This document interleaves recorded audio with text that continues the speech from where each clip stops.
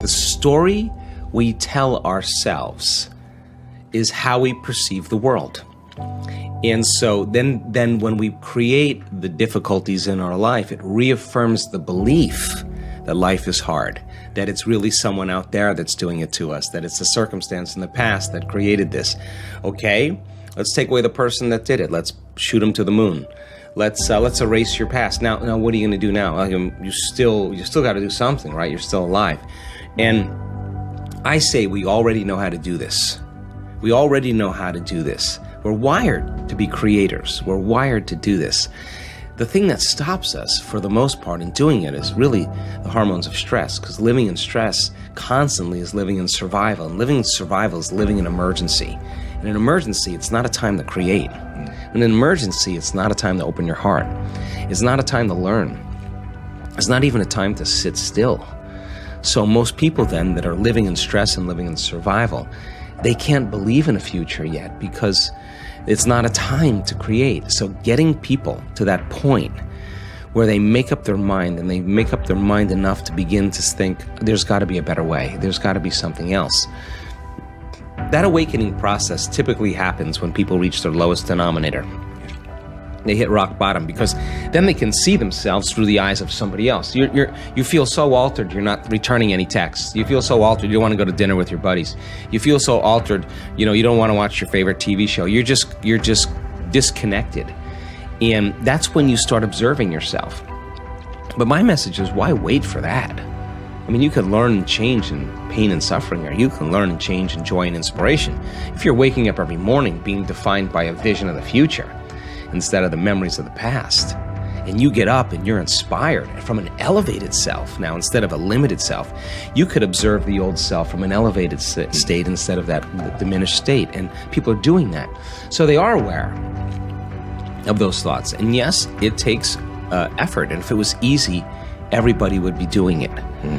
But just because you have a thought doesn't necessarily mean it's true.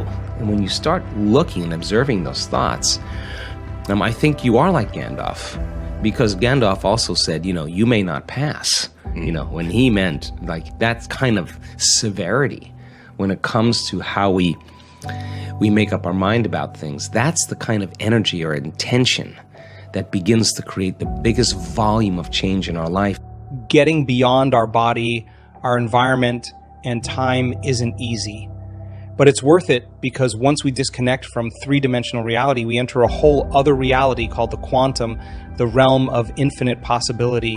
Describing this reality is a bit challenging because it's unlike anything we are familiar with in the physical universe. The rules of Newtonian physics, the way we are used to thinking the world works, simply don't apply. The quantum, or unified, field is an invisible field of energy and information. Or you could say field of intelligence or consciousness that exists beyond space and time. Nothing physical or material exists there. It's beyond anything you can perceive with your senses. This unified field of energy and information is what governs all laws of nature.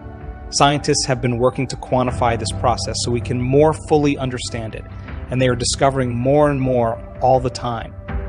Based on my knowledge and experience, I believe there's a self-organizing intelligence that is energy, and it is observing all of the universes and galaxies into order. Sometimes people will say to me that this idea seems a bit unscientific. I always answer them with the same question. What happens after an explosion? Order or disorder? Their answer is always that disorder results. Then I ask, so why after the Big Bang, which was the biggest explosion ever, has so much order been created? Some intelligence must be organizing its energy and matter into form and unifying all the forces of nature to create such a masterpiece. That intelligence, that energy, is the quantum or unified field. To give you some idea of what this field is like, imagine taking away all the people and bodies on Earth, all the animals and plants and physical objects, both natural and man-made, all the continents, the oceans, and even the Earth itself. Imagine you could then take away all the planets and moons and stars in our solar system, including our sun. And then imagine taking away all the other solar systems in our galaxy and then all the galaxies in the universe. There's no air, and there isn't even any light that you can see with your eyes. There's just absolute blackness, the void, the 0 point field.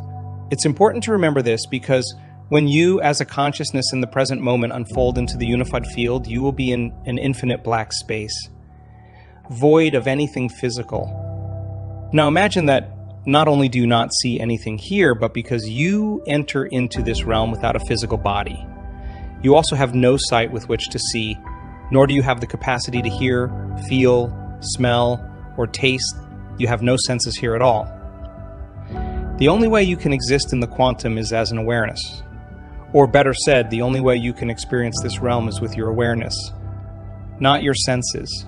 And since consciousness is awareness, and awareness is paying attention and noticing, once you are beyond the world of the senses, when you pay attention to the energy of the quantum field, your consciousness is connecting to greater levels of frequency and information. Yet, as strange as this may sound, the quantum field is not empty. It's an infinite field filled with frequency or energy, and all frequency carries information. So think of the quantum field as being filled with infinite amounts of energy vibrating beyond the physical world of matter and beyond our senses. Invisible waves of energy available for us to use in creation. What exactly can we create with all this energy swimming in an infinite sea of potentials? That's up to us because, in short, the quantum field is the state in which all possibilities exist. And as I just said, when we find ourselves in the quantum universe, we exist simply as an awareness or as a consciousness, specifically an awareness that is paying attention to or observing a field of infinite possibilities existing within an even greater consciousness and a greater level of energy. As you enter this endless, vast space as an awareness, there are no bodies, no people, no objects, no places, and no time. Instead, infinite unknown possibilities exist as energy. So if you find yourself thinking about knowns in your life, you are back in the three-dimensional reality of space and time. But if you can stay in the blackness of the unknown for long enough, it will prepare you to create unknowns in your life. When I was instructing you to return to the present moment, I was referring to you stopping yourself from thinking about the predictable future or from remembering the familiar past and simply unfolding into this eternal vast space as an awareness. To no longer place your attention on anything or anyone material in this three-dimensional reality, like your body, the people in your life, the things you own, the places you go, and time itself. If you do that properly, you are nothing but awareness. That's how you get there. The journey back to source, the journey back to oneness, the journey back, everybody gets to, you can be anybody you want to be in three dimensions. You can be any character you want to be in the virtual reality experiences, the simulation that we're experiencing. But if you're living by the same emotions every day, or you can't get out of bed because you couldn't predict the feeling of everything that's going to happen in your life, then nothing's going to change until you change. And the discovery of, okay, most people have to hit their lowest point in their life where that nothing's making that feeling go away, to finally look at how they think, look at how they act, look at how they feel. My message is, why wait for that? And so what we're discovering is in 7 days, the science that we have is so compelling to show that in 7 days, there will be a host of biological changes that take place in a person's body to actually look like they're living in a new environment, they're living in a whole new life.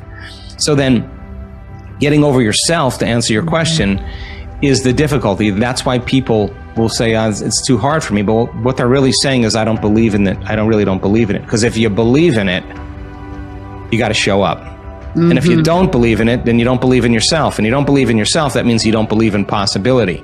And if you don't believe in possibility, that means you can't believe in yourself. If you're viewing your life from the same level of mind every single day, anticipating a future based on your past, you are collapsing infinite fields of energy into the same patterns of information called your life. For example, if you wake up and you think, where's my pain? Your familiar pain soon appears because you expected it to be there. Imagine what would happen instead if you were able to take your attention off the physical world and the environment. When you take your attention off your body, you become no body, and you no longer have access to or any use for the senses. When you take your attention off the people in your life, you become no one. And so you no longer have an identity as a parent, a partner, a sibling, a friend, or even as a member of a profession, a religious group, a political party, or a nationality. You have no race, no gender, no sexual orientation, and no age. When you take your attention off objects and places in the physical environment, you are in no thing and nowhere. Finally, if you take your attention off linear time, which has a past and a future, you are in no time. You are in the present moment in which all possibilities in the quantum field exist. Because you are no longer identifying with or connected to the physical world. You are no longer trying to affect matter with matter. You are beyond matter and beyond how you identity yourself as a body in space and time. In a very real sense, you are in the immense blackness of the unified field where nothing material exists.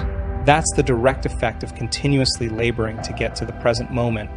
The moment that happens, you unfold your attention and energy into an unknown field beyond matter where all possibilities exist.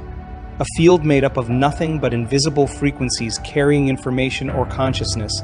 And just like the quantum scientists who took their attention off the electron, only to find that it reverted to energy and possibility, if you were to take your attention off your life or get beyond the memory of your life should turn into possibility. After all, if you focus on the known, you get the known. If you focus on the unknown, you create a possibility. The longer you can linger in that field of infinite possibilities as an awareness, aware that you are aware in this endless black space, without putting your attention on your body, on things, or on people, places, and time, the longer you invest your energy into the unknown, the more you are going to create a new experience or new possibilities in your life. It's the law. When you're at a greater level of awareness, everything seems to be more connected. That's what the quantum is. So you're playing at that level. The synchronicities, the serendipities, the coincidences are actually informing you that you actually are creating your life. And that's the difference between being the victim of your life and being the creator of your life. Because when the environment is controlling the way we feel and the way we think, some person, some circumstance, some condition, what does that really mean? It means that person or circumstance is actually causing me to think and feel a certain way. And I don't think I have any control of it, then I must be victim to that circumstance, right? And that's a program, right? Yeah. So I realized in my own journey also that if I don't change my response to things in my life, I'll never change. So it's not that you respond. The question really is how long, right? So when you become aware that your environment is controlling how you think and feel, and your response changes, watch out, because now you no longer belong to the past. You actually belong to the future. So get a coherent heart. We know how to do that really well. Get a coherent brain. We can do that really well. Have people take all of their attention off the material world, off of everything known. Go from a convergent focus to a divergent focus. We got the data to prove that if you keep putting your attention on nothing, on space, somehow the brain gets highly organized. So now, brain coherence, heart coherence, you synchronize your energy to whatever it is you want. And you got to sustain that state. You can't. We've had people that have healed themselves from Parkinson's disease, from cancers, from ALS, literally remission of the condition, and then have bad news. And in 1 hour driving to the hospital, all of their symptoms came back after being completely healed for 2 years. That's how strong those emotions are, right? So in your circumstance, right, I want people to have those moments where they have to literally choose, because I think when it's the hardest, it matters the most. That's what I think.